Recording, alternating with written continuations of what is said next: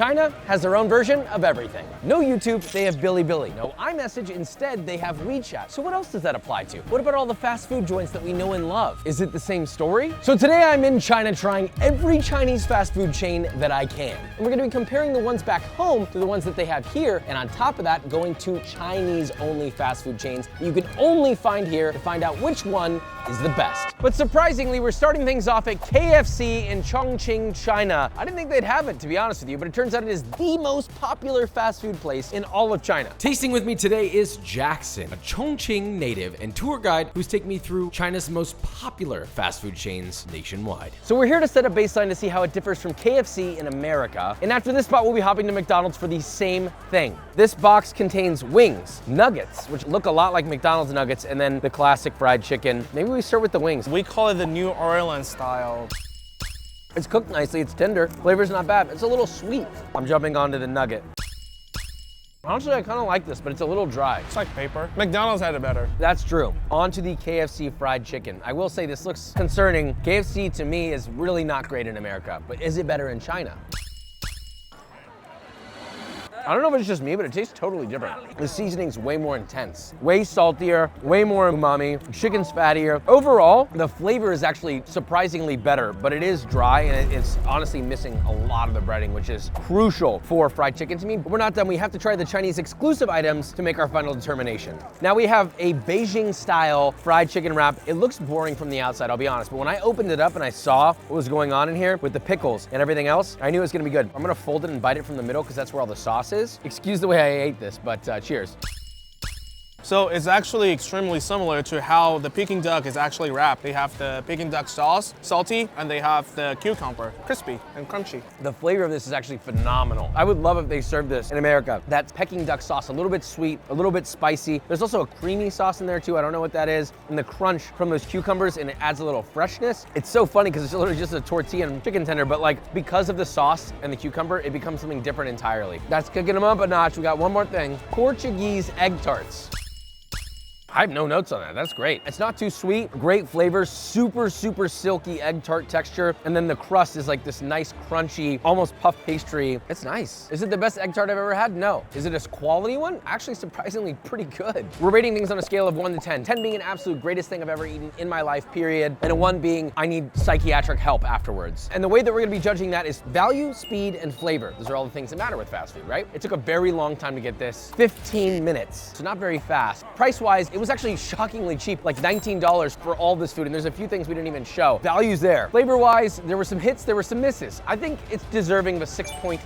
6.8 is a fair judgment. But this is just the beginning. It only gets crazier from here. Moving on. We have the world's largest fast food chain under Asia's largest LED screen. It's McDonald's, and they have a lot more options here. How does the world's largest fast food chain in China compare to the McDonald's in America? Judging by the looks of this sandwich, I'm gonna say pretty different because the fry on the chicken looks good, the breading looks amazing. Let's taste it.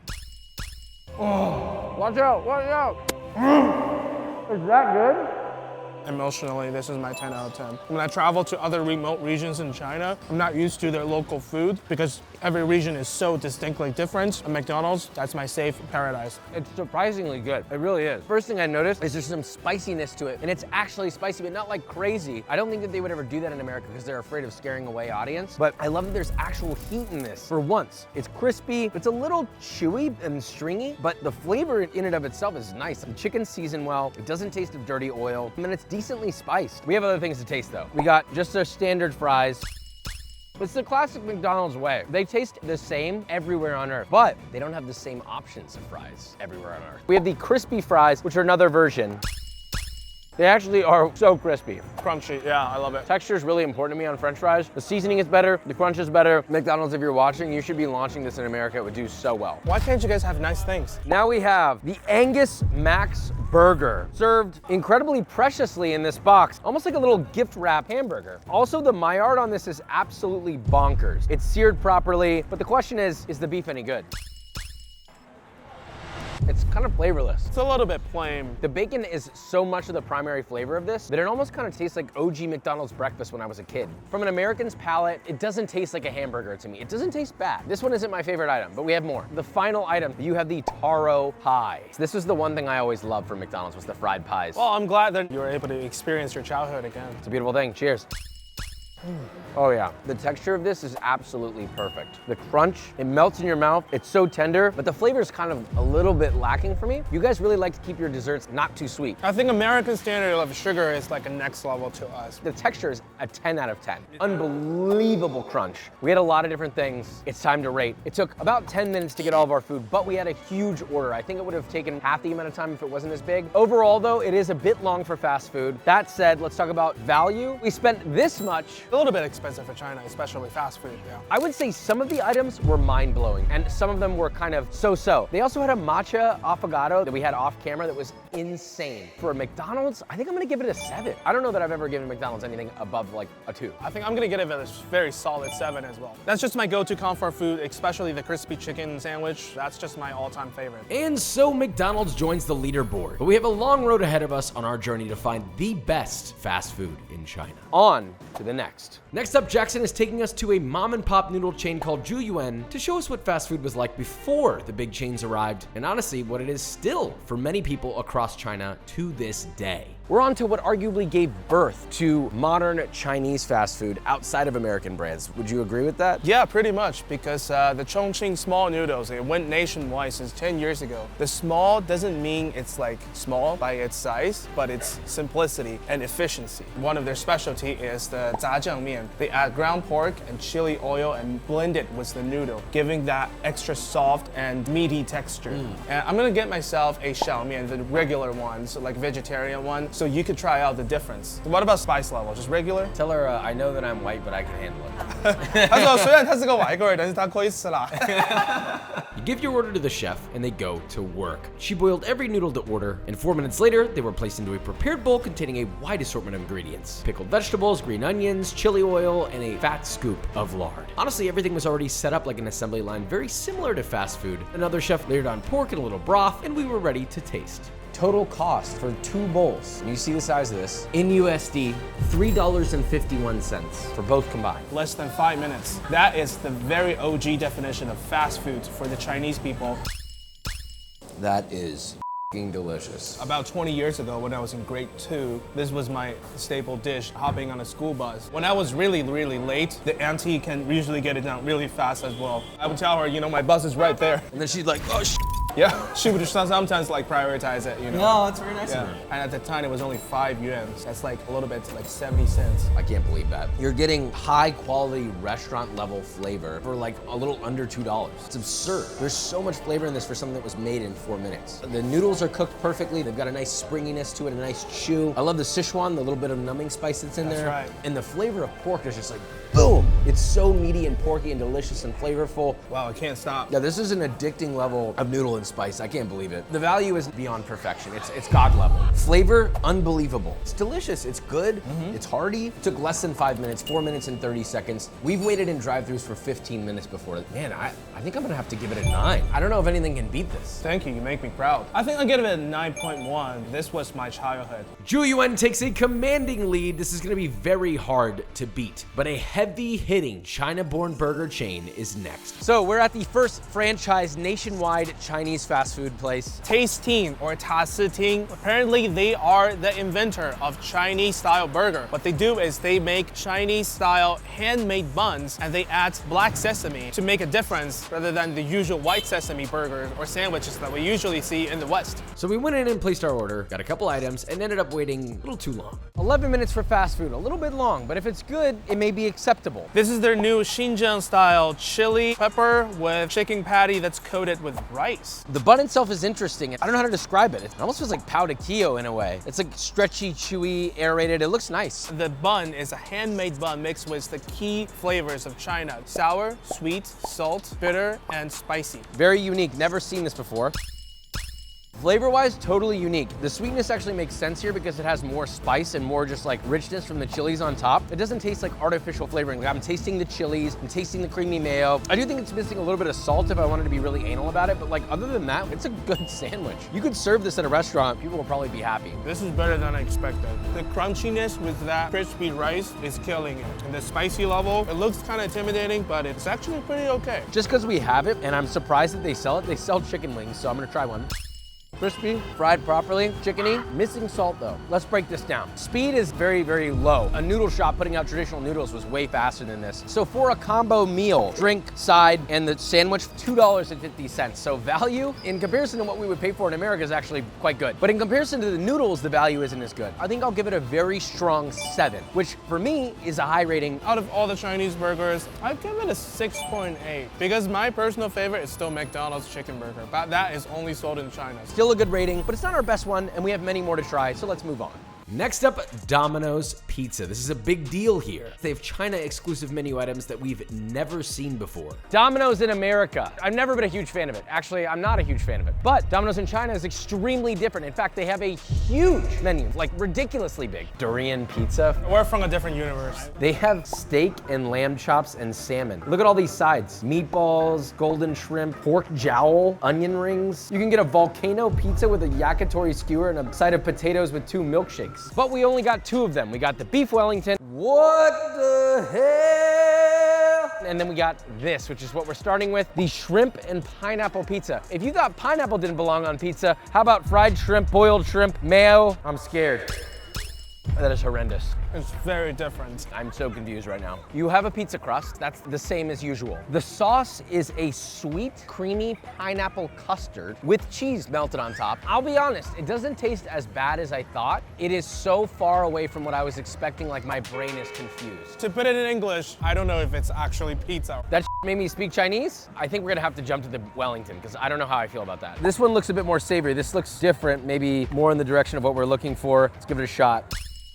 Well, it's actually good. Comparatively, it is better. I'm surprised. There's real puff pastry on it, which is cool. There's real bacon underneath it, like whole lardons of smoky, streaky bacon, which adds good flavor. It's a bit unusual. It has like almost a French onion soup flavor, which I guess is supposed to be the mushroom duxelle, like in a classic Wellington. Surprisingly, this was the most expensive item we've gotten by far. It was close to the same price as it is in America. It doesn't taste that much better, but it is more different and more exciting. It also took 20 minutes, and I'll give it a 6. I'll give it a 7. I don't think I'll try it again, but I just appreciate the creativity of Asian culinary culture. Now I don't even know what to expect anymore. Let's go on to the next. Next up, another China exclusive chain trying to battle it out with one of the global giants. We're at Dicos, a KFC competitor from the early 2000s. They exist mostly in transportation hubs, specifically railway stations. They have fried chicken, burgers, and french fries. I'm going for the fries first. All right. The fries are not bad, although they should be crispier. But they taste good though. So normally they have a Western style fried chicken sandwich, but this particular one is their new seasonal signature, which the bun is entirely made of rice. The crispy rice on the surface, and the second half is a slightly more soft, chewy rice. It's not crispy at all. It tastes really good though. The beef is insanely good. The rice isn't cooked perfectly, but it's cooked kind of nicely for a fast food place. I would have expected it to be total mush. It has some chew to it. The American cheese in there goes well with it. But what I'm surprised about is the flavor of the beef. Almost has like a Burger King beefy flavor, but like better. There's gotta be MSG in it. It almost tastes like fast food patties used to taste like 10 or 15 years ago, in a good way. Okay, now for the leg quarter. I call this a leg quarter, but what do you call it? They call it the pistol chicken quarter, the good old pistol shape. This has gotta be Americans' favorite. If I compare this to KFC in America, crispiness, way better. But I don't think it's seasoned as well. This is like kind of sweet. I kind of want more saltiness. I would say it's still better than KFC in America. Yeah, it's at least juicy enough. I prefer this over the burger slightly. It took 13 minutes at the end of the day, so convenience is like at the floor. For all this, we spent almost $9. It's one of the most expensive. It took the longest, and I definitely would not say it's the best. I think I'm gonna give it like a 6.5 for me. I'll get a 6.5 as well. Still a higher rating than I've given KFC in the US. Moving on. I know we're only doing fast food, but we had to make a quick stop here for an iconic place in China. It's a direct competitor with a major one in America. Luckin Coffee. We have Luckin Coffee on this side, but then directly across is a Starbucks. The funny thing is I've seen this happen maybe 2 or 3 times since arriving in Chongqing. It's almost like every time Starbucks lays down a new shop, Luckin steps in to go, you know what? We're gonna battle it out. We're gonna snipe you right in your face. Maybe, yes, from a business sense. They have all the same things that Starbucks has, but they also have unique items that Starbucks does not have, like this. This is one of their iconic orange Americano. So it's got orange juice and an Americano resting on top. You have 2 options. You can either mix it and drink it, or you can drink the orange on the bottom and then the espresso on the top. One is regular, one is carbonated. I'll take the nitro if you want to take this one. So I'm gonna mix mine because I like espresso. This was meant to be mixed. It's actually pretty f***ing good. This is a little bit light, you know, compared to the usual 4 shots that you're getting. The orange juice overpowers the espresso in a way that you kind of can't really taste it. And the coffee becomes more of a rounding out, chocolatey aftertaste that's 25% of the flavor. I want to taste the coffee. Whatever orange juice they're using tastes great. I think Luckin's a little bit better. So I'll give it a 7.5. It's good. I would get it again. I think I'll give it a 7.5 as well, especially for a hot summer day. That little bit carbonated water would be so good. This is a delicious little coffee cocktail. Good job, Luckin. On to the next. Luckin really outclassed Starbucks with a unique concept, earning one of the top places on our leaderboard, but can another spot take its place? And who will be our first place leader? This is called Yangguofu Malatang. So this is the biggest hot pot chain. It is the closest thing to a fast food hot pot. Normally when you do hot pot, you have a big boiling cauldron in front of you. It takes quite a long time to eat because you're cooking everything one by one by one. This, you pick out all the ingredients you want ahead of time, they take it and they cook it for you. This took 5 minutes and we're done. We're ready to eat. Hot pot essentially, but the fast food version. Let's just jump straight into it. This whole bowl was around $8. Which I think in comparison to everything that we've gotten here in China, it's one of the most expensive. But it is quite a bit of food though. This is enough to feed, I would say, 2 to 3 people. Would you agree? Absolutely. Twice as much as what we got at the noodle shop per person. And I would argue it's actually slightly less food. So value is not quite there in terms of like quantity, speed. 5 minutes. So it's more expensive. It's not slow. Flavor-wise though, I actually think this is really good. It's the right amount of numbing spice. I cannot tell the difference between the flavor of this and the flavor of most hot pot places. Now, I can tell that the quality of the meat is less, but the flavor of the overall dish, I cannot tell the difference. This just made hot pot more convenient. Get it done in, I think, 5 minutes. I think that's a good enough trade-off to get slightly lesser quality of the meat, but you get the convenience and efficiency of having the almost identical taste and flavor. It tastes great. It's seasoned perfectly with salt. It's got the umami. It's got the numbing spice that I want. I mean, I'm gonna give it like an 8.8. That is a fair judgment, yeah. I would probably give it 8.5 just because it has lower meat quality. Another solid and innovative entry in our fast food journey, but we move on. We are at Wallace, which is another KFC competitor, but this one's unique. It's a little bit more budget friendly and there's a unique story to it. Public food safety incident that resulted explosive diarrhea right after you eat it in a few hours. Chinese people on the internet actually call it the Splatoon. The Nintendo game's objective is to occupy other people's like surface areas by splashing your paint. And the Wallace is you splashing some other stuff with your butt. Do we want to eat here? Did they resolve this issue? It's all about franchise controls. It was a yes or no question. I guess we'll have to try. So we entered, we ordered, and to our surprise, we had the fastest spot of the day at 30 seconds. That's like McDonald's level speed. I hope we don't have explosive diarrhea in 30 seconds. So here we go. Price point, a little more expensive actually, surprisingly. Really? Yeah, this was $125 each. But compared to American standards, that's still ridiculously cheap. I think you couldn't get a fried chicken sandwich in America for less than $5 to $8. So we have our sandwich. They gave us this sort of like spicy seasoning. We're gonna try it without that first and then we'll try it with it. So cheers. It's juicy. Not as much crunch as some of the other ones. This bun kind of tastes like a McDonald's bun. It's a little spicy. It's kind of lacking flavor for me a little bit. There's not a lot going on. I think it's a little vanilla. Maybe we should try this secret spice. Tell me when. Oh, bring it on, baby.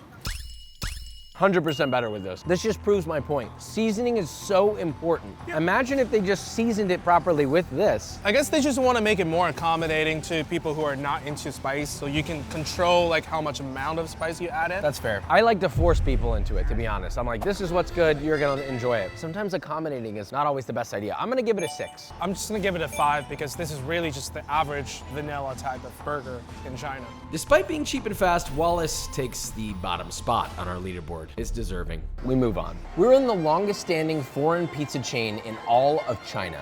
It is Pizza Hut, and quite literally the nicest Pizza Hut I think I have ever seen in my life. It's ridiculous. I mean, they have like a reservationist and nice chairs and tables, and it's a legit restaurant. It also happens to have the worst steak I've ever seen. We ordered two things, the Grand Slam with a hot dog crust, and I saw Wagyu steak and I thought, what? And so I ordered it. We were wondering, how is this steak $12? I see why. We're gonna move to the pizza. I don't need to say anything about this, that's enough.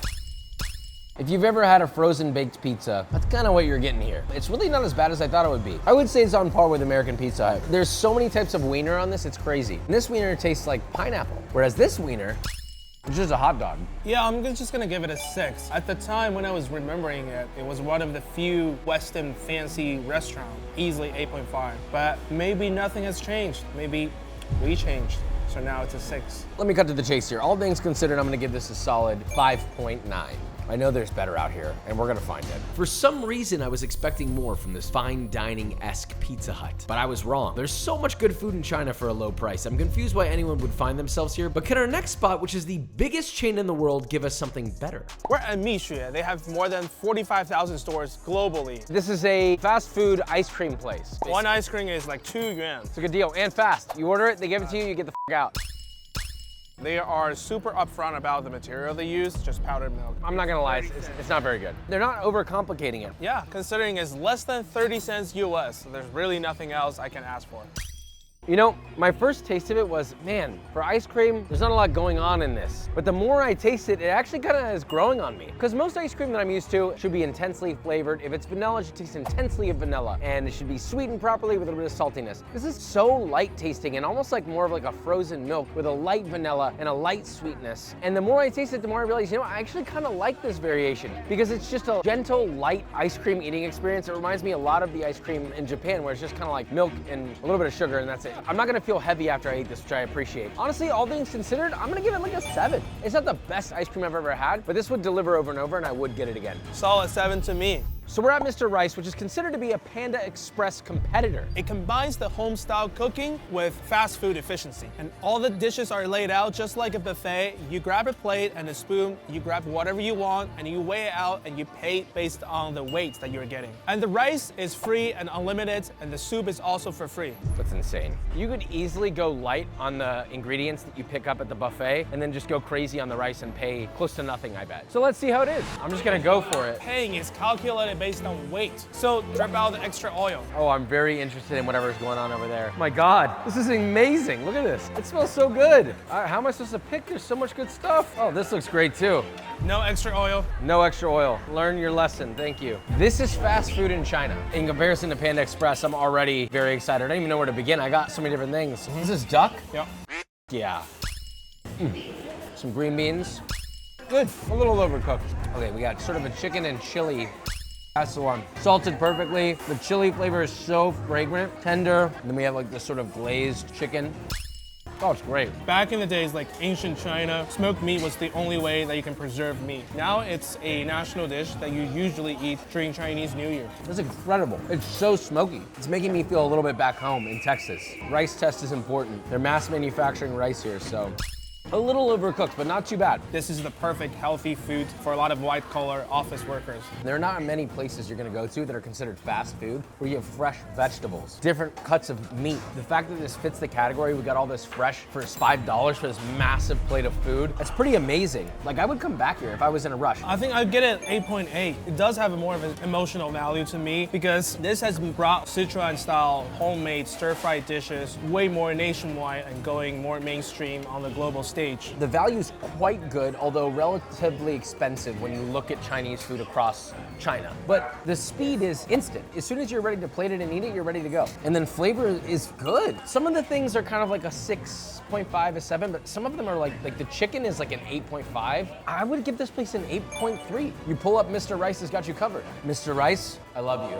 Mr. Rice proves to be a solid final entry in our search for the greatest fast food experience in China. But with that score of 8.55, our official winner is Zhu Yuan Noodle Shop. I've tried hundreds of fast food items all over the United States, and it's always about which one's better, this one or that one. And I came here thinking I was gonna do that, and I was wrong. Ultimately, we had a simple bowl of noodles made in a mom and pop shop, made correctly, and it was fast. It was also not expensive. In fact, it was one of the cheapest, and it was one of the best. If that's not fast food, I don't know what is. So love you, subscribe, see ya.